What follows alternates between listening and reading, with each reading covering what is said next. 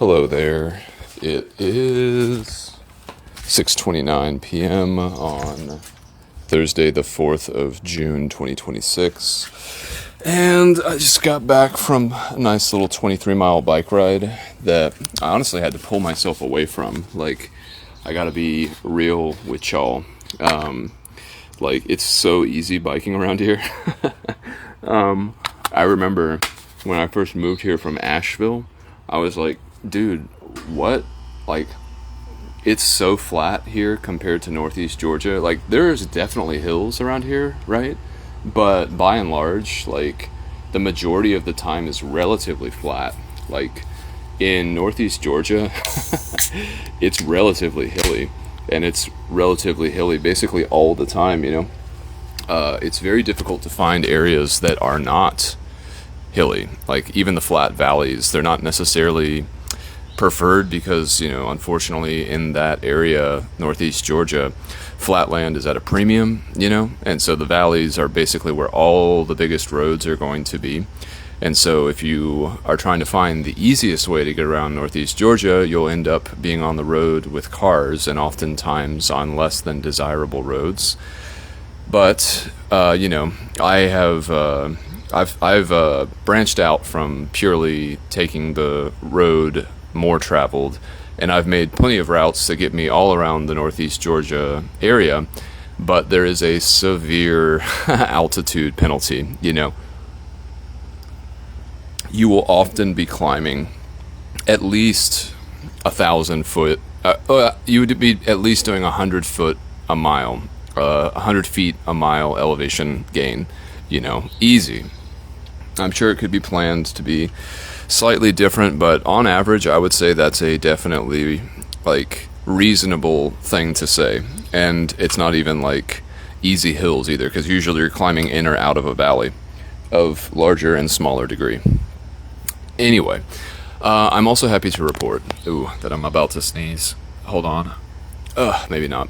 That switching out my chain did not result, at least so far, after a 23-mile ride, which I would say is pretty adequate for putting it through its paces.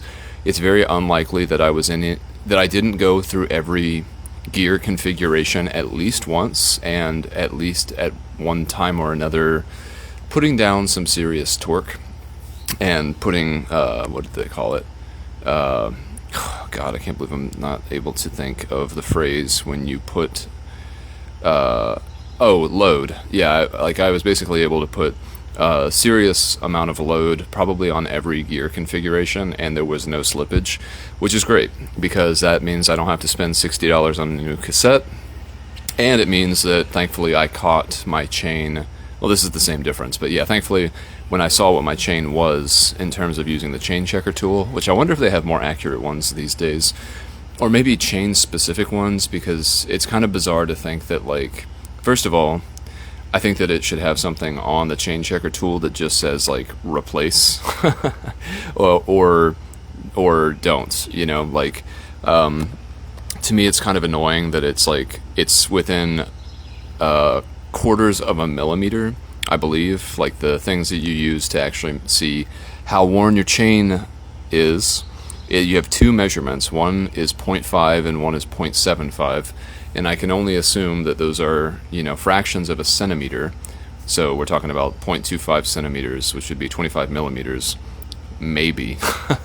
The metric system eludes me.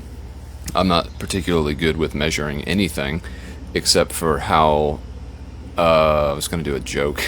I was going to say, except for how nice I am, but I lost confidence. Anyway, I guess I gained it again, though. The mosquitoes are kind of coming out, which is kind of surprising. I have not seen a lot of mosquitoes, although, as you all know, I sleep with my windows open, and I got bit by quite a few bugs last night. But, hey, you know, you can take the hiker out of the forest, but you can't take the forest out of the hiker, you know what I'm saying? I think that you do. So, yeah, I've got quite a few bites.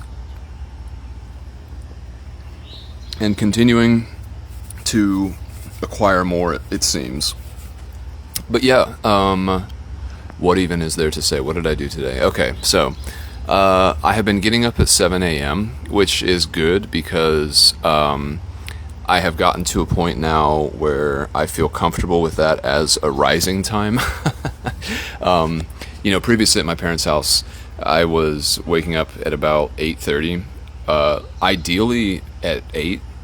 Very rarely any time before that. I just, respectfully shout out to my parents. Like, there was nothing for me to do. Like, again, like the thing that I think is nice about like having your own space, and again, shout out to my parents, but the nice thing about it is like I can piddle around with anything that I want to do, even if that means just straight up leaving the house like whenever I want. But when it's a shared space, I just really can't do. I mean, I can make little things for myself to do, and I can try to be helpful where it's possible. But when the stuff isn't mine and the space is also not mine, I just don't really feel like it's just if you're in your own space, that space can occupy your time because everything that's in there was kind of put there by you and for you to do what you want to do. That sounds like a rap song. For you, by you, for you to do what you want to do. I'll have to write that one down. Or ask AI to write it down for me, make a song.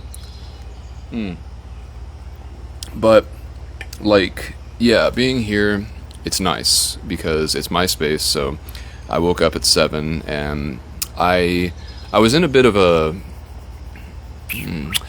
state of uncertainty. I was not entirely committed to going to the AI meetup that I was planning to go to this morning because I had some documentation I had to fill out for my new job, and I wasn't really sure how long that was going to take, and I was kind of into the idea of like transitioning my morning to actually going through all these like W9s, W2s, W4s, all this kind of stuff.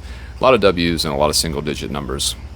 I think there's also an E involved, but yeah, it's just like I was tempted because I was like, if I could get that done, then I could just like spend the afternoon. Like, I had a few things on my list that I wanted to go out for errands, and I'd also talk to my Uncle Steven. Shout out to my Uncle Steven, because I want to get a thank you present for a friend of mine, and I wanted it to be something specific that he liked, and he told me what he liked, and I was like, that's very specific. And I was like, I think my Uncle Steven could have a handle on like where I could find this thing. He's previously, do they call them interior decorators or interior designers? I think designers now. Is decorator, oh man. I could see how decorator could sound pejorative because it just sounds like you're, although if it's the other way, then now I'm diminutive, never mind. Anyway, my point is, shout out to my Uncle Steven. Thank you for helping me out. And so I was going to go like look around to see if I could find my friend a thank you gift.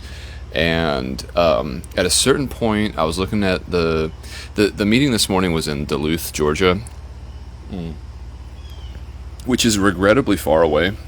Like, it was like 30 miles to get there, which I really didn't want to do on my bike. Like, I could easily do that distance and come back for sure. But I was like, I really don't want to get in the habit, especially early on here, and while I'm in a new space, and I'm like, I've got like that new relationship energy going on, that NRE, y'all know what I'm saying?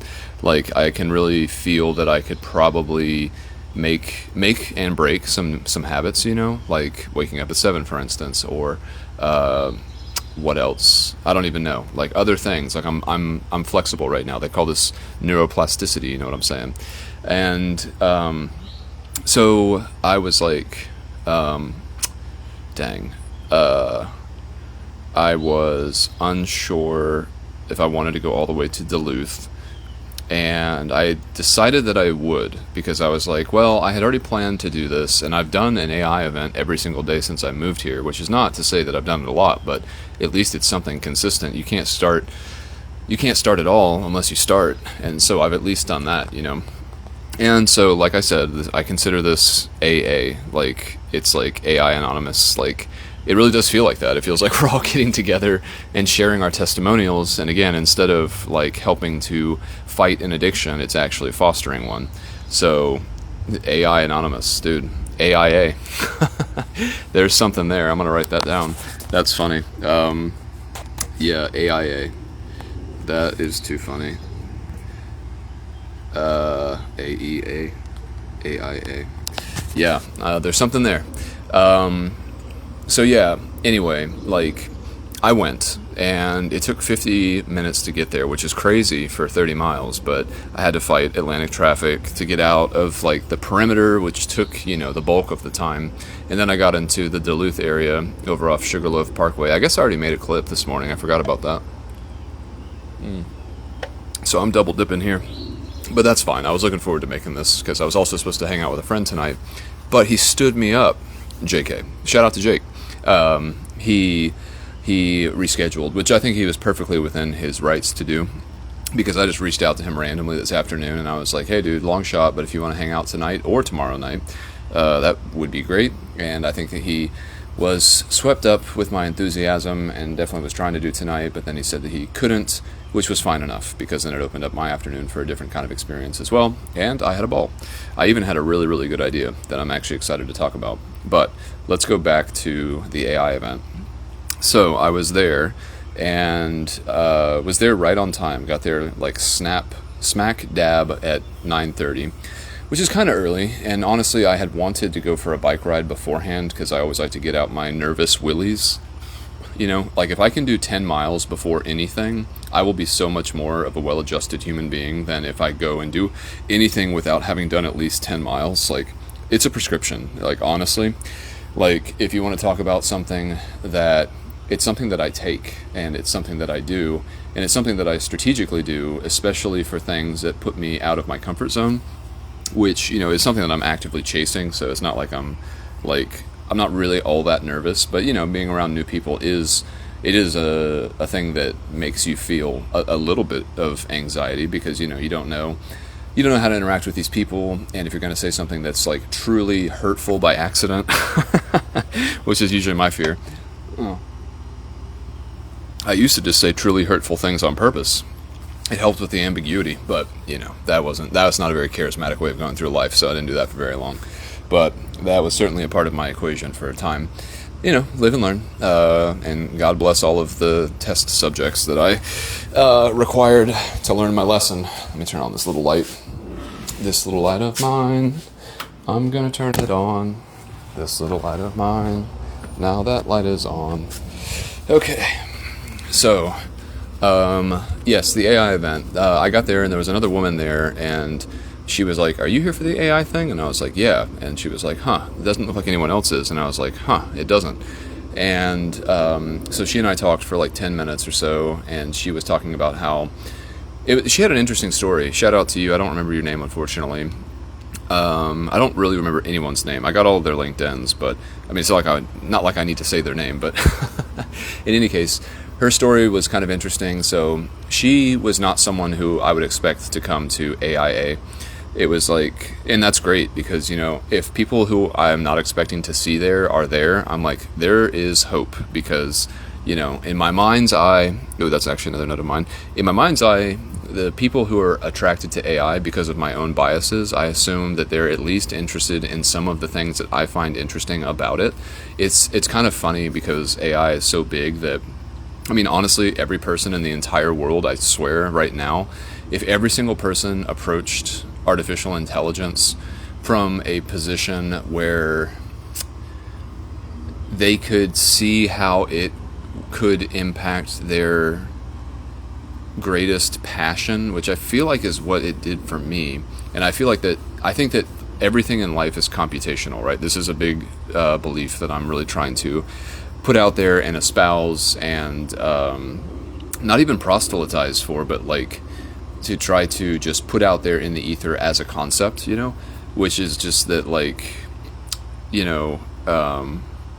everything is procedural, and everything can be broken down into instructions, which is why I think that everything fundamentally is based on something that you could call code. Like, we call it code because that's what we call it. We also call Mars because that's the word we like to call. It's like anthropomorphism is like a very, very dangerous thing for humans to get too caught up in, because it really blinds us to the true nature of reality, in my opinion.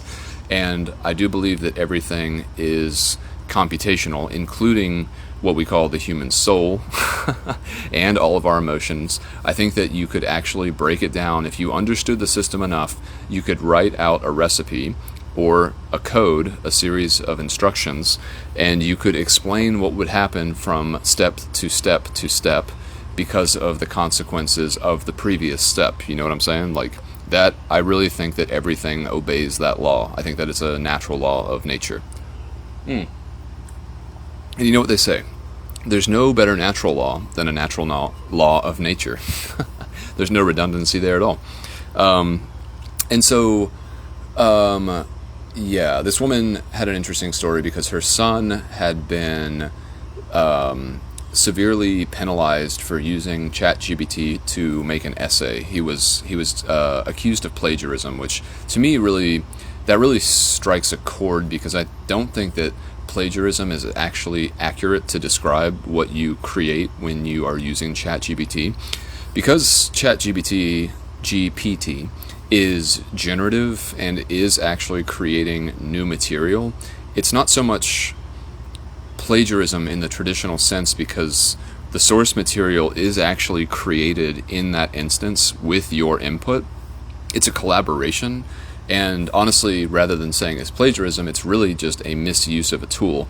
It's kind of like if you built a bench in a woodworking class and you didn't use a hammer, but you used a screwdriver to tap in the nails, and then the instructor would be like, oh, well, like, this is good, but that's really not the way you make something like this, especially with that kind of a tool. And so her son was like very upset by this, understandably so. He missed out on scholarship opportunities and was on academic probation because he had used this tool incorrectly. And then her husband was using AI to great effect. In some, she didn't really go into too much detail, but she was very skeptical herself, and she felt like she was behind the curve, and she had like a bunch of concerns. And I was trying to be very supportive to her. I was like, this is the biggest thing that humanity has ever created, and there is no single person who understands it well, like in every facet and every aspect. Its emergent capabilities and its emergent properties are such that even the people who are making it don't really even know to the fullest extent of what it's capable of, because it's so big. Like, no human being, literally speaking, no human being can understand AI in the way that the system is able to understand itself. And I don't think that even the system would be able to explain to us in a comprehensible way how it actually works if it could. There's something called mechanic interpretability, which is, or maybe it's, I think it's mechanic interpretability. Yes, which is basically when you create a machine to trace the thoughts of the machine, right? Quote unquote thoughts. And that's fascinating to me, because, you know, you can see the chain of reasoning and you can understand the thought process from a human perspective. It's kind of like using a filter to what, like, look at the sun so that it doesn't burn your eyes. Maybe that's a good way of describing it.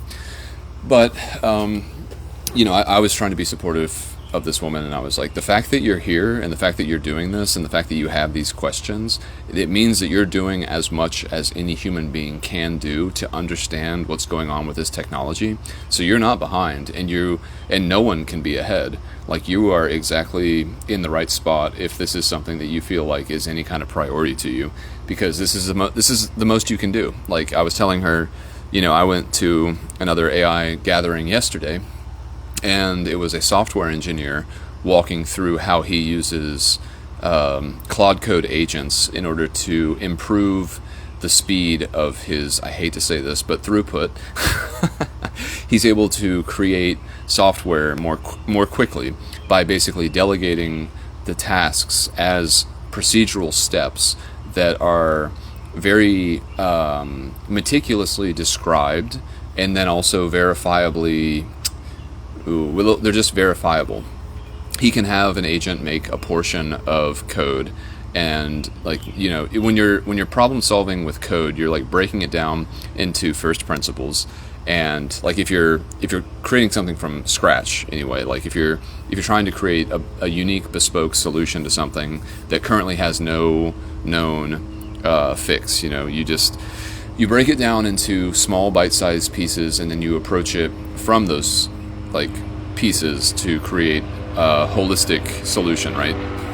And the thing that was cool with this presentation was that the guy was showing how you can actually integrate these things called Claude skills, and these are specific prompts that have been designed in order to have your agents perform a very specific activity with a lot of constraint.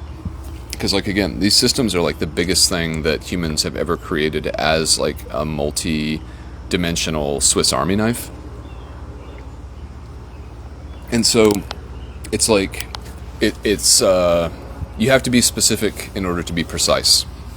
And that's basically what agents are. They are specific precision expressions of the power of the tool. And so this guy was just going over how you can use skills to create things, broadly speaking.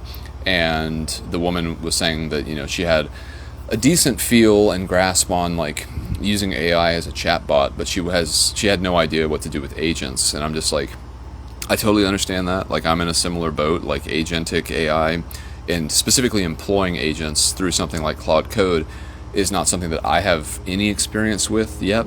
Like, no direct experience. I have now watched people do it, and I've heard people talk about it specifically.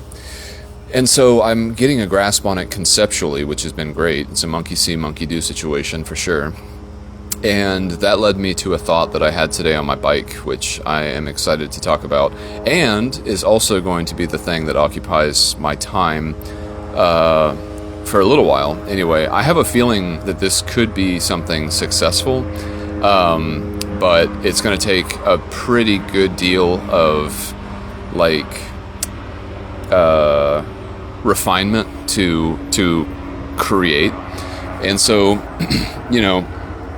let's go into the background and baggage here. So, I bought those Meta glasses with the desire to live stream my bike ride.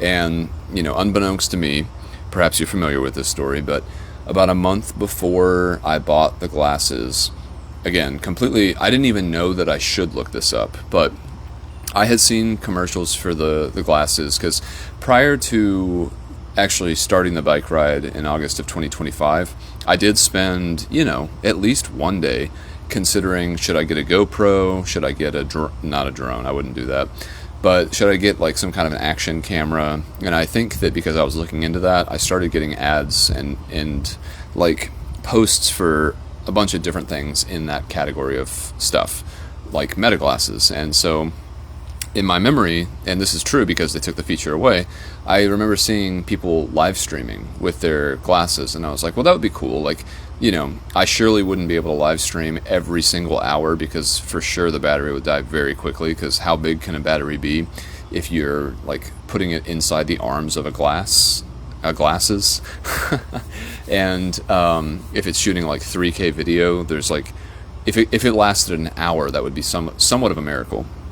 And so I was content with the constraints, and I was like, well, I'll film a couple of hours a day, maybe the first hour of my day, the last hour of my day. That would be really cool, and it would be a lot of interesting content, and the quality of the video would be good. Plus, it's an interesting perspective because it's a first-person perspective, so you see everything the exact same way I see it, from my arms to my legs to the scenery, all that kind of stuff. So, I was like thinking about, it was a bummer because I got the glasses, found out that they took away that feature, and then I was like, well, these are basically useless. This is just a $400 paperweight now, and so I was like bummed about that, and I've continued to be bummed about it.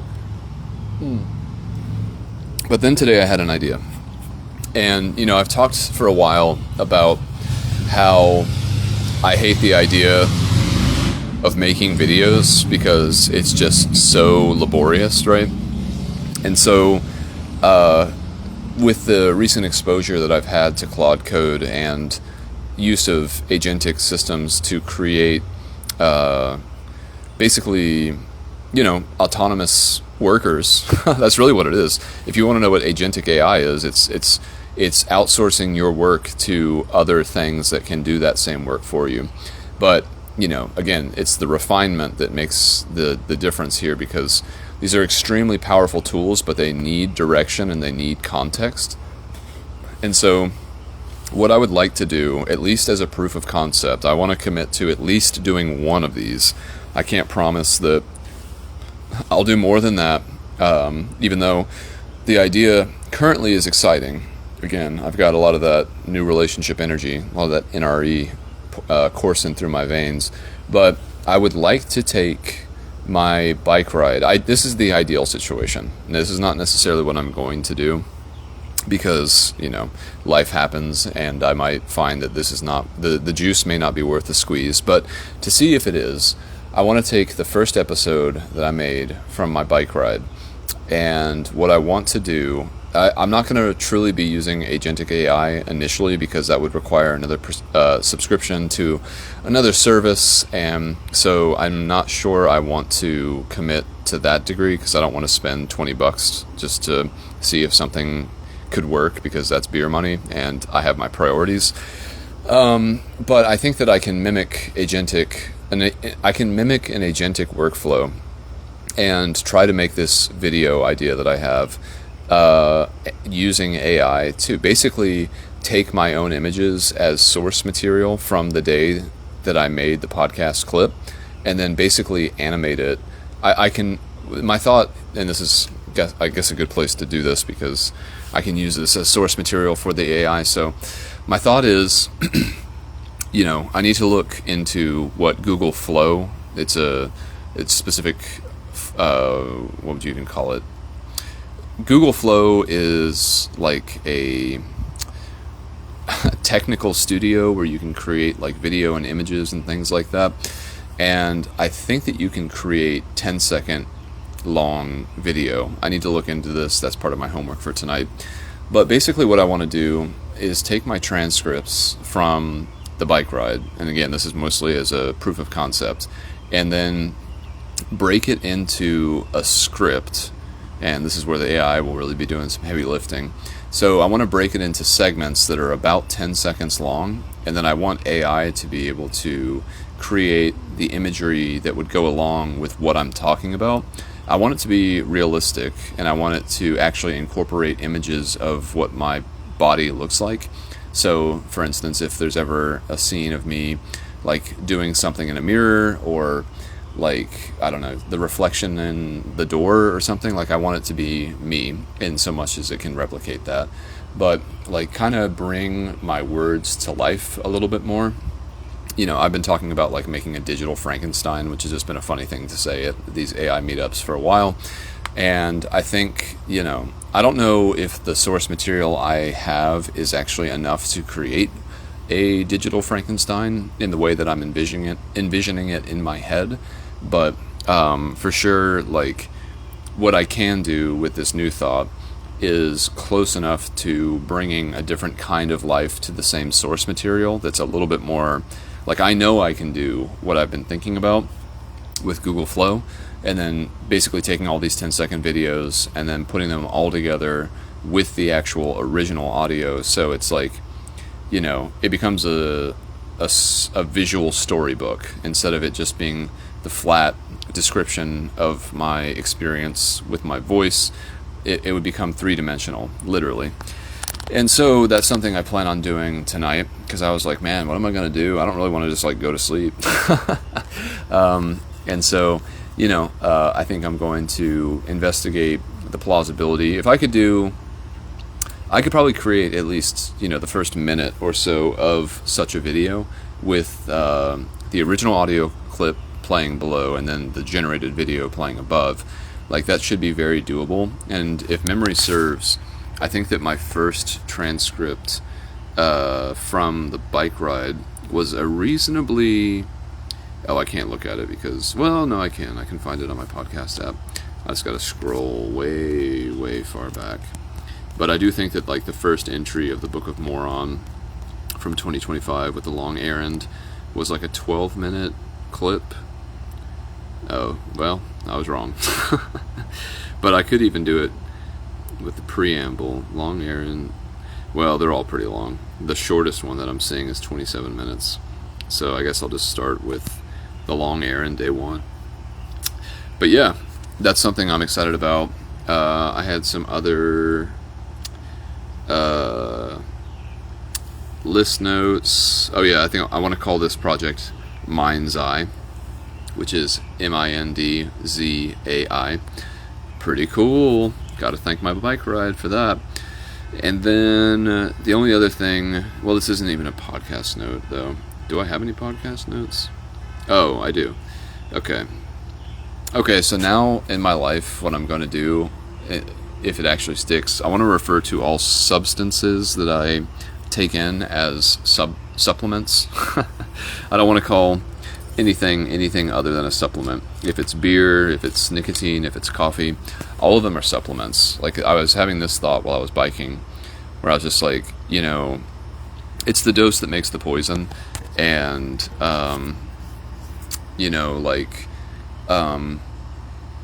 yeah, it's not a matter of like, well, it just kind of goes back into anthropomorphism. Like, things are not actually bad or good.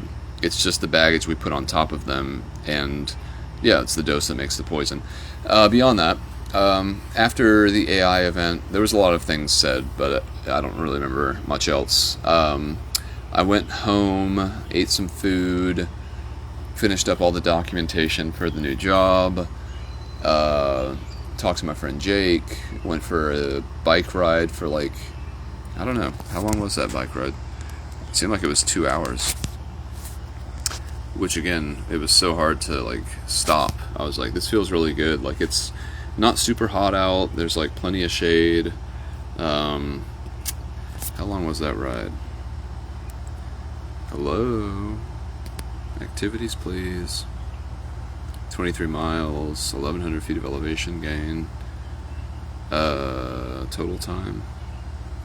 Total time was 2 hours and 39 minutes. Moving time was 1 hour and 48 minutes. So yeah, did a lot of errands while I was out. Went to Little, shout out to my aunt, and the Magic Kingdom. Got some mackerel and some salmon. And then went to Publix and got my vittles for the evening. And yeah, dude, it was a good time. It was a fun little ride. I found an iPhone that I was able to get back to the owners, which was great. And what else? Yeah, dude, how many miles have I done this week? I'm starting to realize, like, I'm getting back into a pretty, since like biking is my main form of transportation, it's going to be fun to see how my mileage goes up. I haven't really done more than 100 miles a week since getting off of the Appalachian Trail. So yeah, well, I'm going to be doing 20 miles a day going to and from work, so that'll be 100 miles a week just doing that. And then I'll have the weekend, so I'll probably be closer to that 200 mile mark once all is said and done. But yeah, that's pretty much it. So I guess I'll leave it there for now. And yeah, I would say I will post a link to the YouTube channel when I finally finish the first video. And if you think it's cool, let me know. And if you want to share it, feel free. And shout out to my parents. Love you. Bye.